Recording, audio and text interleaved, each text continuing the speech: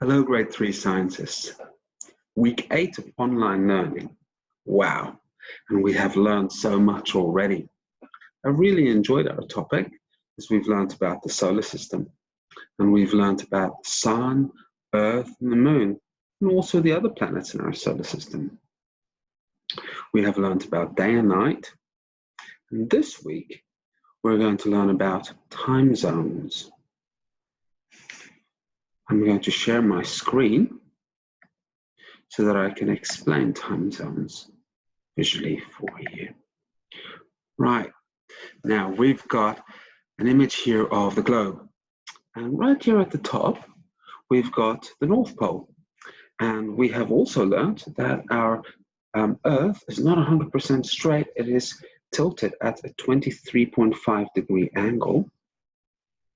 And as it spins on its own axis, that's the one way it moves.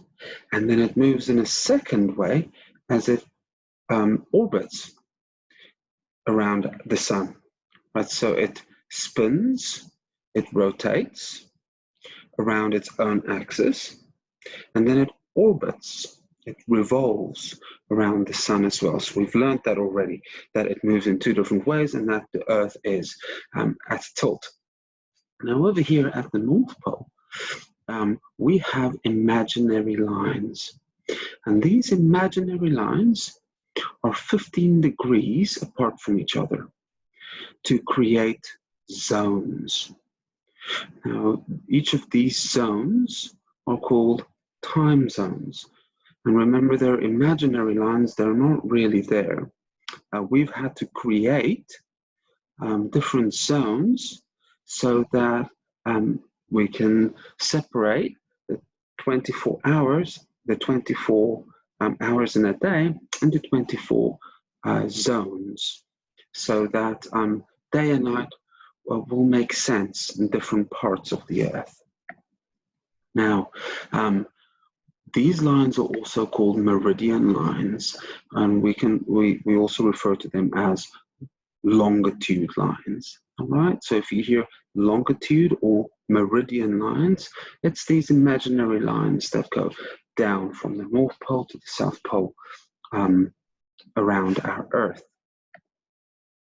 A meridian comes from the Latin word, it means midday, and the prime meridian is the line that is on the 0 degree, that is the 0 degree line.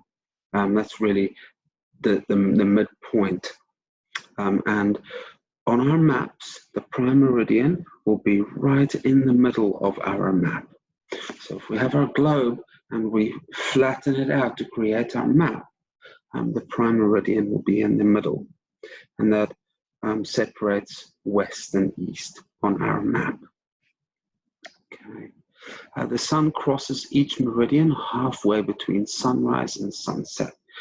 Right, so the meridian in our time zone will be it's supposed to be right in the middle between sunrise and sunset. It's not necessarily 12 o'clock in the day.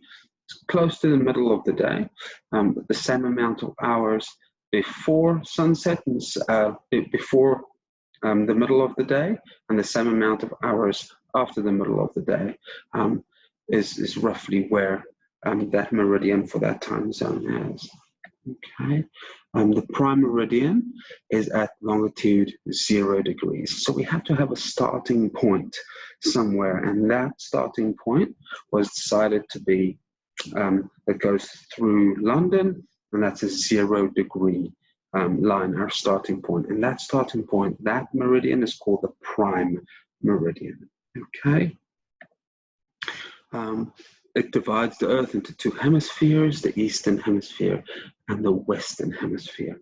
Okay, so we've got our prime meridian that goes down, that's our longitude line. Right. The prime meridian passes through the Royal Observatory in Greenwich, England. It is marked by a red line on the building. Right, so there's the red line here, and that is the prime meridian, passes through the Royal Observatory in Greenwich. Where is the prime meridian? Can you find a 0 degree east-west line on your map? So if you look at a map, usually it is marked. The time zones, the meridians are marked.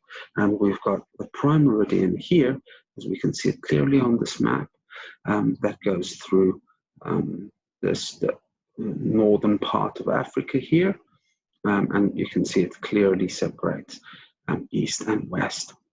Then we also have another imaginary line called the equator, and that goes through the middle of the earth that separates north and south. Okay, we will learn about the equator another time. Today we're looking at the meridian lines, these longitude lines, and why they were created, and why we have time zones today. Okay. What countries does it pass through? So you can see it goes through the northern parts of Africa here. It goes through UK, France, Spain, and Europe, Algeria, Mali, Burkina Faso, Togo, Ghana, and Africa. The only landmass crossed by the meridian in the northern hemisphere is Antarctica.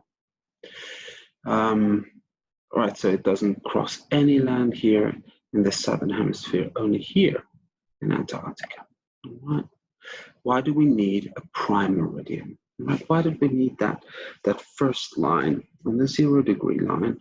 Why did we need that line? Let's have a look. Before 1884, different countries published different maps and shipping charts with longitude based on the meridian passing through their capital city. France would publish maps with 0 degree longitude running through Paris. Cartographers in China would publish maps with 0 degrees running through Beijing. Even different parts of the same country published materials based on local meridians.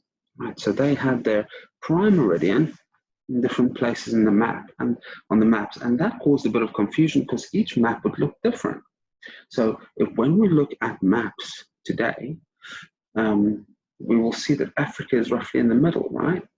And Australia is on the eastern side, and we've got America, the two Americas, North America and South America, on the western side, with the longitude line, the prime meridian going through the middle of our map to separate east and west. Now, if that line went through different countries, then each map will look very different. And that caused a little bit of trouble to read different maps and to understand the maps that was published. So it wasn't very good. So that it was a bit of a problem. So they had to come together and think of a way that they could solve this problem. In 1884, the International Meridian Conference chose to make the line 0 degree longitude run through the Royal Observatory in Greenwich, England. Why London? Well, most of the world's ships already used charts based around the meridian for navigation. And over here, I've put in a slide that very clearly shows the different time zones. Right now, obviously, on our map or in real life, these colors, these different parts of our Earth is not colored this way, and there aren't real lines going through our neighborhoods and going through our cities. So they had to, scientists had to think very carefully how they were going to separate our Earth into different zones so that day and night will make sense in the different parts of Earth. Because as the Earth is spinning, the sun is setting on the one side of the Earth and it's rising on the other side of the Earth. And we are moving constantly. So day and night changes, right? So we needed to split the Earth up into different zones so that day and night will make sense. If you're down here in Cape Town in South Africa, it will make sense day and night will make sense to you according to the time of day compared to if you lived in Canada, for example. Okay, the different parts of the earth has been split up into time zones. Now, it's not as simple as just drawing a straight line through a continent and say, right, this side is 1 hour later than the other side. It was that they had to be a little bit creative and include some parts of the country into the time zone. Otherwise, we could have situations where a time zone would literally go through a building, and if you're in the one part of the building, it would be 1 hour later than the other part of the building. So we didn't want that. So you'll see that the lines have been adjusted a little bit. South Africa, for example, here only has one time zone. Otherwise, it would be a little later in Cape Town than it would have been in Port Elizabeth if you're over here. So they've just included some parts of countries would be close to a timeline. Some countries who are quite broad, it's hard to do that. So it does have different time zones. And if we look at Australia here, that is an example of that. Right, so I hope that explains our time zones for you. So in a nutshell, time zones has been created so that day and night will make sense in different parts of the earth. I'd like you to have a little closer look at the different time zones, and we've got our 0 degree line. You'll see it goes right through here, our 0 degree line, and so we've got our time zone here for 0 degree, and if it is exactly 12 o'clock in the middle of the day here, then it would be 1 hour later to the right over here on this side of the map, okay? And it would be 1 hour earlier on this side, okay? So as the Earth is moving anti-clockwise, it's spinning anti-clockwise.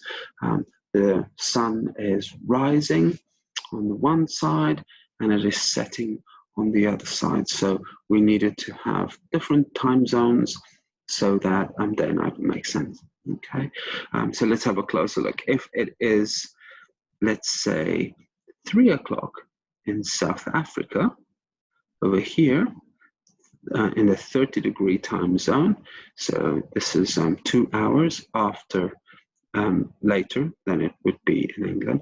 So if it is, let's say, 3 o'clock in the afternoon here, it will be 4 o'clock if you lived in this part of Africa. And at the same time, it would be 5 o'clock in Iran if it was 3 o'clock in South Africa. So these different time zones help us to understand what time it is in the different parts of the earth. All right, I hope that makes sense, boys and girls.